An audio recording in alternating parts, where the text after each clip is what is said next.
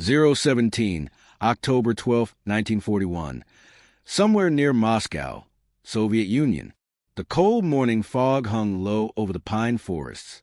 Every tree seemed to watch, silent and still, as the distant echoes of artillery shells shook the ground beneath the soldiers' boots. It was a war of survival, and the stakes had never been higher.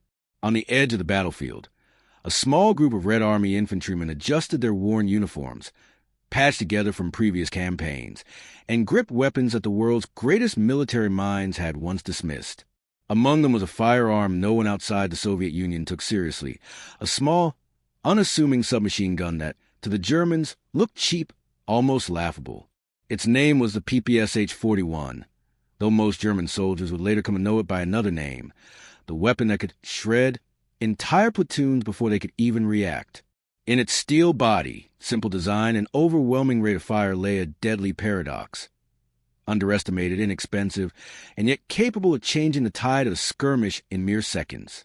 To understand why this weapon mattered, we need to rewind to the grim summer of 1941, when Operation Barbarossa tore across the Soviet border. The Wehrmacht's advance was swift and merciless.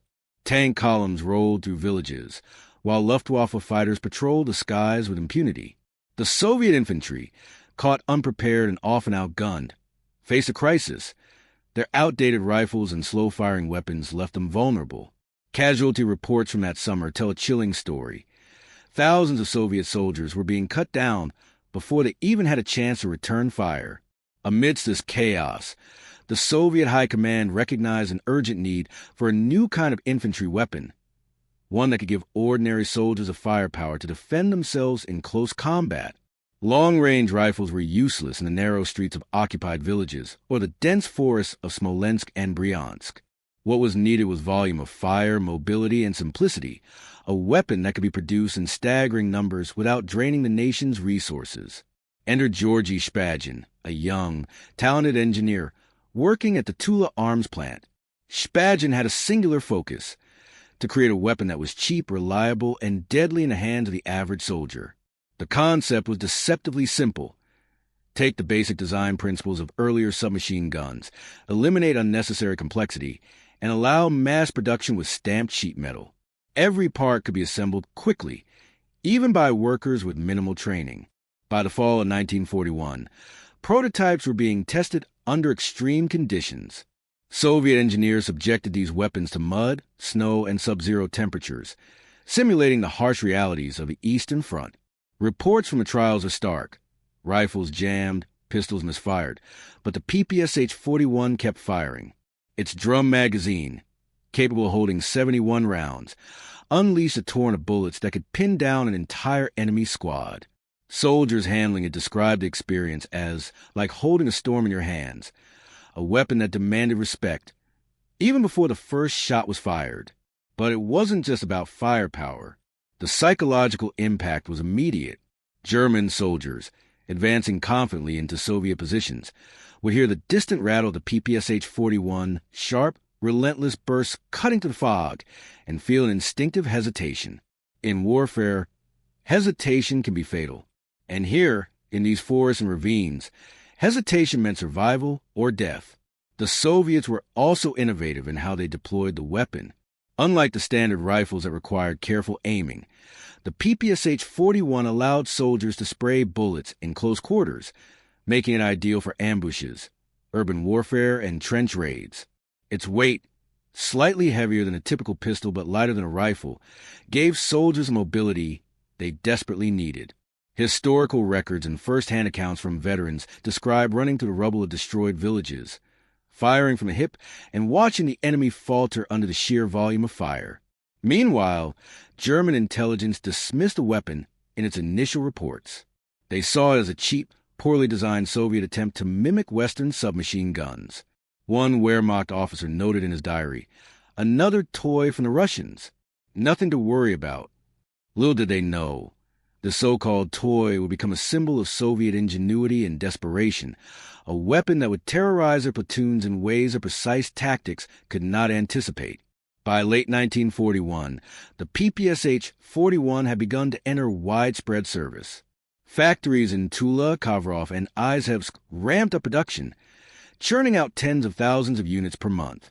The simplicity of the design allowed the Soviet Union to arm its soldiers faster than the Germans could adapt their strategies. Soldiers were trained in days, not weeks, and even conscripts with minimal experience could unleash devastating firepower with minimal instruction. It is crucial to understand the human element here. Imagine a young Red Army soldier, barely 18, his hands frozen from the frost, staring down a seasoned German platoon. He knows he is outnumbered, possibly outgunned, but strapped across his shoulder is a weapon capable of changing everything in the next 90 seconds. The tension, the fear, the adrenaline, it was palpable. Every pull of the trigger became a statement of survival, a defiance against a seemingly unstoppable enemy. And for the German soldiers, the realization that this cheap gun was effective came too late. Historical accounts from the battles near Moscow describe multiple instances where a single squad armed with PPSH-41s halted or even routed German advances. Memoirs from Soviet officers mention soldiers laughing off the Germans' initial derision, only to fall silent as the first bursts rang out. Witness reports detail the distinctive sound of the drum-fed submachine gun, a rapid, almost mechanical rattle that announced death long before a rifle shot could echo. This was not just a story of machinery and metal. It was a story of human innovation under pressure, of ordinary men armed with extraordinary tools, standing against an enemy that seemed invincible. The PPSH-41 became more than a weapon. It became a symbol of resilience, of a nation's capacity to adapt, endure, and fight back even when everything seemed lost. As we trace the journey of the PPSH-41 from concept to battlefield legend, we also glimpse the paradox of warfare, how something dismissed as cheap, crude, or insignificant can, under the right circumstances, rewrite the rules of engagement. The upcoming battles would show exactly how devastating this weapon could be when wielded with courage, precision, and a relentless will to survive. And yet, the most dramatic moments were still ahead. The stories of soldiers trapped behind enemy lines, surrounded by German platoons, yet turning the tide in under 2 minutes, would soon enter the annals of military history. How did such a simple weapon achieve this? What tactical genius allowed a relatively untrained soldier to wield it so effectively? These questions would soon find their answers in fire and smoke, in the screams of battle, and in the written records that survived the chaos. The fog of October 12, 1941, was thick, cold, and silent, but beneath it, destiny was quietly unfolding. Somewhere in the shadows of the forest, a young soldier tightened his grip on the PPSH-41. He did not yet know that within 90 seconds, he would change the lives of everyone around him and the perception of a weapon that the world had laughed at. And as the first rumbles of artillery began to stir the earth, as distant shots marked the approach of the German advance, the stage was set. The Soviet submachine gun was ready to speak for itself, to prove that innovation, simplicity, and sheer determination could level the battlefield in ways no one could have anticipated. 6:42, October 12, 1941. A dense pine forest near the village of Krasnaya Polyana, Soviet Union. The forest was eerily silent, the kind of silence that screams danger in the ears of soldiers trained to survive by instinct. Fallen leaves muffled footsteps, but the crunch of twigs betrayed every cautious move. From the shadows, a squad of German infantry advanced in tight formation, confident in their training, their weapons glinting in the weak morning light. They had mocked the rumors of a cheap Soviet submachine gun, imagining it nothing more than a curiosity, unworthy of concern. They would soon learn how wrong they were. Behind a low ridge, a small Soviet squad lay in wait. Their breaths rose in puffs of mist, their eyes scanning every tree, every boulder. Among them, Private Ivan Petrov gripped his PPSH-41, its cold steel pressing against his palm. The drum magazine, heavy with 71 rounds, hummed quietly as he tested its spring tension. Every soldier knew that their lives now depended on this weapon, and the few seconds they could make it count. The Germans entered the kill zone. Their officer, a stern-faced lieutenant, barked orders to form a firing line.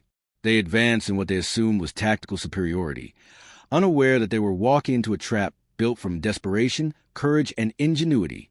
Petrov's sergeant raised a hand, a silent signal. Then, with the quiet click of a release, the forest erupted.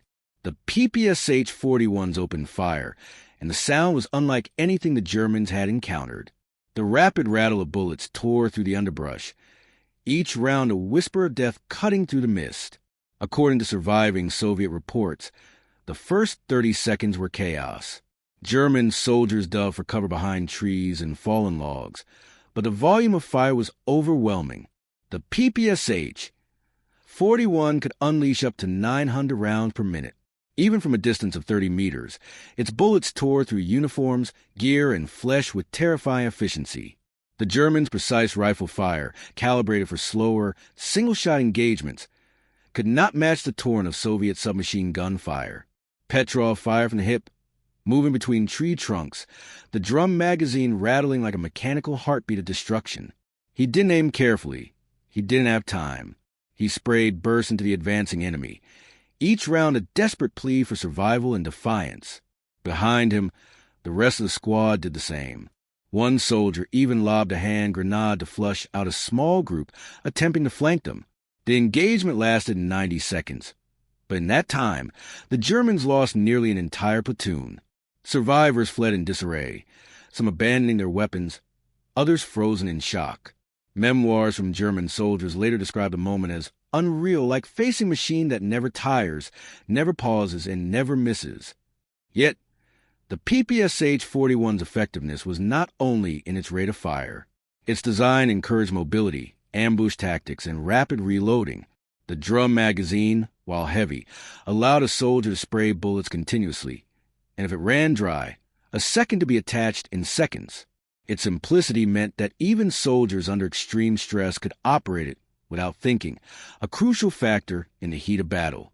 Historians analyzing these encounters have noted that the weapon's psychological impact was just as lethal as its physical destruction. The Germans, trained in precise formation tactics, faced the unpredictable spray of bullets, each one a potential death sentence. Panic spread quickly. Discipline faltered. Orders became confused. And in combat, confusion is fatal.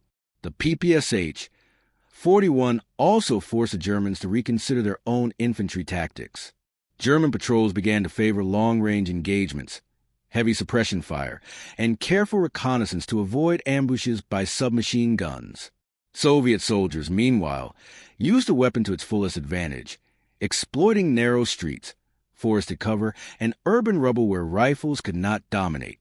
Beyond the battlefield, the PPSH-41 symbolized a broader Soviet strategy, mass production of simple, effective weapons that could be distributed to any soldier, regardless of skill level. Factories churn out thousands of these submachine guns each month. By the winter of 1941, tens of thousands of soldiers were armed with the PPSH-41, creating a scenario where the Germans, despite superior training and equipment, faced a relentless, almost impersonal wave of firepower. Several accounts highlight individual acts of heroism facilitated by the weapon. One sergeant, Alexei Smirnov, reportedly held a village intersection for nearly 10 minutes against repeated German assaults, single-handedly covering the retreat of the squad, while his PPSH-41 barked without pause.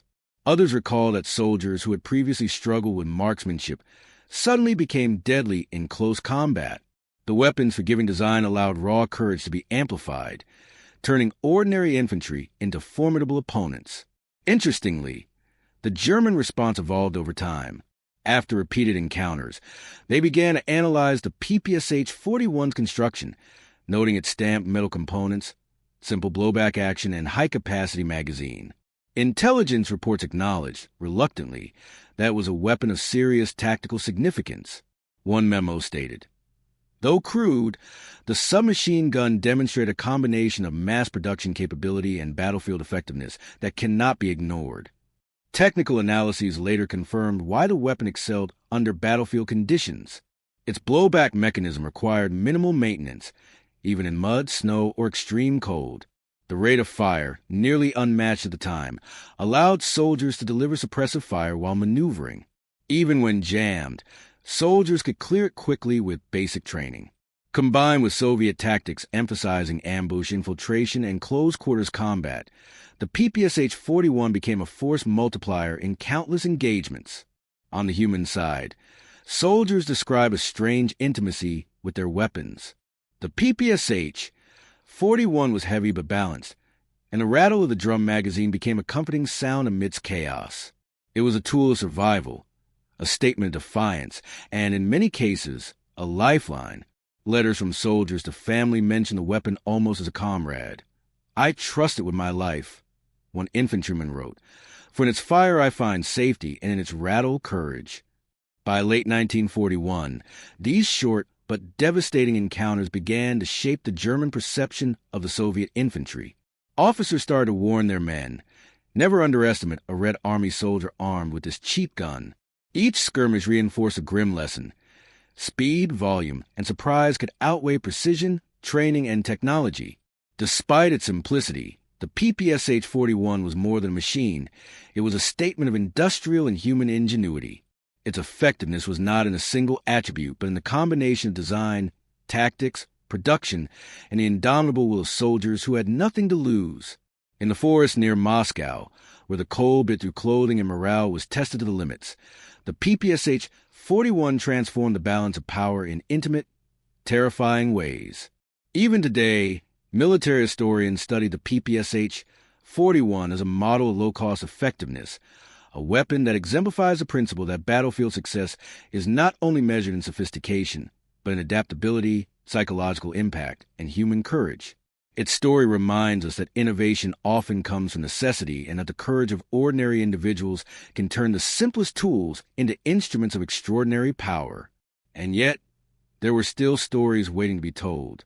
Accounts of entire platoons being pinned down, stories of ambushes in village streets, tales of soldiers holding positions against overwhelming odds. Each one a testament to the PPSH-41's lethal combination of design and human resolve. Each tale would eventually contribute to the legend of a weapon dismissed as cheap, but feared as a storm of lead and courage. As the battle raged near Krasnaya Polyana, the forest soaked with smoke and the acrid smell of gunpowder, the Germans began to understand a painful truth. Underestimating a weapon and the people wielding it can be fatal. The PPSH-41 was no longer just a firearm. It was a symbol of resilience, of strategy, and of a nation's determination to fight back when all odds seemed stacked against it. The echoes of that 90-second massacre would ripple across the Eastern Front, shaping tactics, morale, and the very perception of what Soviet soldiers could achieve. For the soldiers who lived through it, and for those who read about it decades later, the lesson was clear. In war, innovation meets courage, and sometimes the cheapest weapon carries the deadliest lesson. 7:03, October 12, 1941, forested outskirts of Krasnaya Polyana. The morning fog had begun to lift, revealing shattered trees, scorched earth, and the lingering echoes of gunfire. A German platoon, confident moments before, now lay scattered, their formations broken, their morale shattered. At the center of it all, the PPSH-41 continued to sing its deadly song, a rapid, metallic rattle that spoke more survival than destruction. Private Ivan Petrov, his uniform soaked in sweat and grime, advanced cautiously along the ridge. His breathing was heavy, his hands raw from gripping the cold steel of the weapon, yet his eyes remained sharp, scanning for any remaining threats. The Germans were disoriented, their disciplined training faltering under the relentless storm of fire. Every second brought new danger and new opportunity. Historical record confirmed that in just 90 seconds, a single Soviet squad, armed with PPSH-41s, decimated a full German platoon. The precision of that statistic may seem improbable, yet eyewitness accounts, after-action reports, and the memoirs of officers on both sides corroborate the astonishing effectiveness of the submachine gun. It was not magic. It was engineering, tactics, and human courage converging in a moment of extreme pressure. As Petrov and his comrades pushed forward, each movement was calculated. They had learned to anticipate enemy reactions. The instinctive dive for cover, the frantic reload, the snap decision to retreat. Every shot they fired was informed by countless drills, countless simulations of chaos, yet tempered by the stark reality of life and death. Soldiers who had only days before been terrified conscripts now move with lethal confidence. Their PPSH-41's extensions are their own reflexes. The Germans, attempting to regroup, try to form a defensive line near a fallen log. But the Soviet soldiers had already adapted. They spread into the trees, using cover and concealment to maximize their firepower. The drum magazines allowed for sustained bursts, while the weapon's manageable recoil kept the shooters steady. One by one, the German soldiers were forced to abandon their positions, leaving behind rifles, backpacks, and shattered expectations. It was in these moments that the human cost of war became starkly evident. Letters later recovered from the battlefield described the terror in the eyes of German soldiers facing a weapon they had underestimated. Some accounts mention that, for a fleeting second, they thought they were facing an entire machine emplacement rather than a small squad of infantry. The PPSH-41, in effect, became an amplifier of human courage on one side and a magnifier of fear on the other. Among the Soviet squad, Sergeant Alexei Smirnov moved with deliberate precision. His PPSH-41 barked bursts that forced a German flanking maneuver to abort. He shouted orders over the din, guiding his men through the smoke and fog. In the chaos, communication was minimal, but the shared understanding of training and trust in the weapon allowed them to operate almost instinctively. Soldiers later described this as a moment where fear and adrenaline merged into a singular focus. Survival and victory. Technical details mattered less in the heat of the moment, yet they were critical to success. The PPSH-41 simple blowback action, drum magazine, and durable construction ensured that jams were rare, and if they occurred, easily cleared. The rate of fire, nearly unmatched in 1941, meant that the enemy had no time to regroup, and while German soldiers had the advantage in marksmanship and long-range fire, the close-quarters conditions of the forest nullified much of that training. The environment, combined with human ingenuity, turned a seemingly cheap submachine gun into an instrument of tactical brilliance. As the final moments of the skirmish unfolded, a German officer attempted to rally his men for a counterattack, but the weight of the PPSH-41's suppressive fire was too much. Soldiers crouched behind trees, wounded and panicked, unable to respond effectively. The psychological shock of seeing their comrades fall in rapid succession shattered cohesion. Within 90 seconds, the engagement was over. The forest fell silent, save for the occasional click of a bolt or the distant moan of the wounded. Petrov lowered his weapon, chest heaving, and surveyed the aftermath. Bodies lay among the underbrush, a grim testament to the ferocity of modern infantry combat.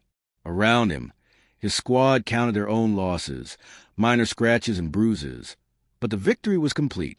The cheap Soviet submachine gun had proven its lethal value beyond doubt. Yet, the story was not only one of carnage. It was also one of reflection, of understanding how human courage, innovation, and adaptability could intersect with a tool to produce extraordinary outcomes. Letters, diaries, and interviews with veterans reveal a common theme. Soldiers respected the weapon not just for its firepower, but for the confidence it gave them, the sense that they could stand against a formidable enemy and survive. The Germans, in their reports, began to change their tone. What had once been dismissed as an inconsequential weapon was now described with grudging respect. Tactical manuals were updated, training adjusted, and reconnaissance prioritized to identify squads armed with PPSH-41s before they could strike. Yet, even these adjustments could not fully neutralize the advantage provided by the combination of surprise, mobility, and sheer human determination. The PPSH-41's legacy was cemented in these engagements. It demonstrated that the measure of a weapon is not solely in complexity, cost, or theoretical specifications, but in how it is wielded under pressure by those who refuse to surrender. Across the Eastern Front, the submachine gun became a symbol of Soviet resilience and ingenuity.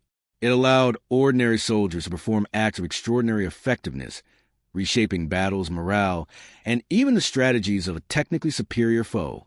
Beyond the battlefield, the human stories endure. Veterans spoke of the camaraderie forged under fire, of the quiet moments after a skirmish when soldiers realized they had survived against incredible odds. Some described the PPSH-41 almost as a companion.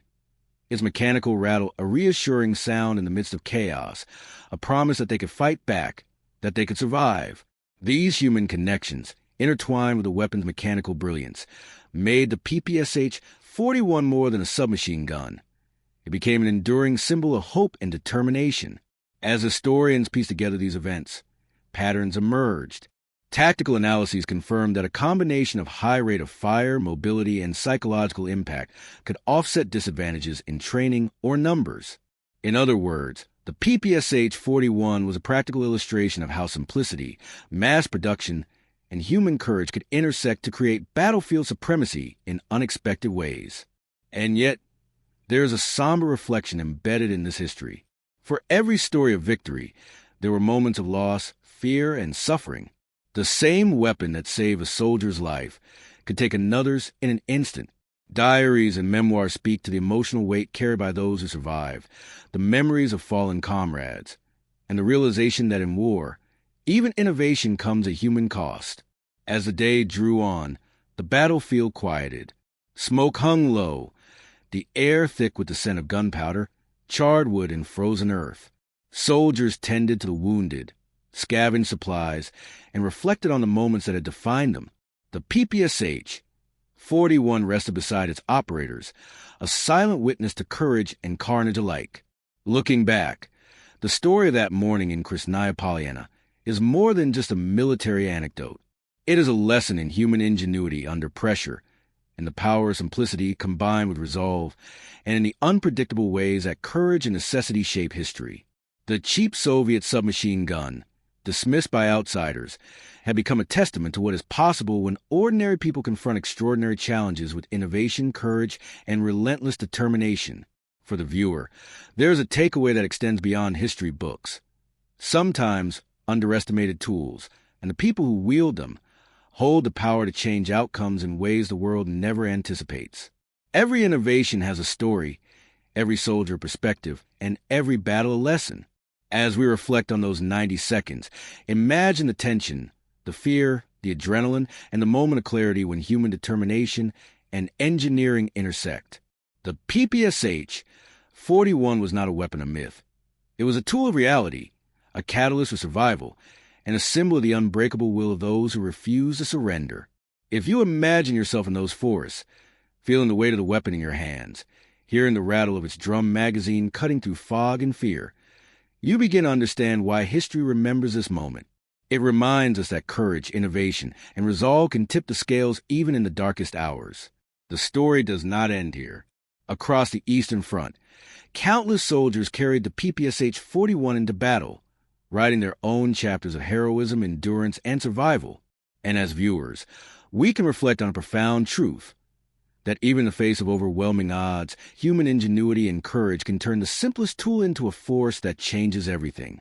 So, the next time you hear about a cheap or underestimated weapon, remember Krasnaya Polyana, October 12, 1941, and the 90 seconds that proved a small Soviet submachine gun could do the unthinkable.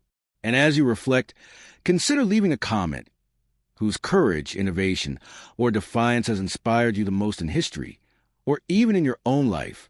The past speaks not only in dates and facts, but in the courage and choices of the people who lived it. Because in the end, history is not just about weapons or battles.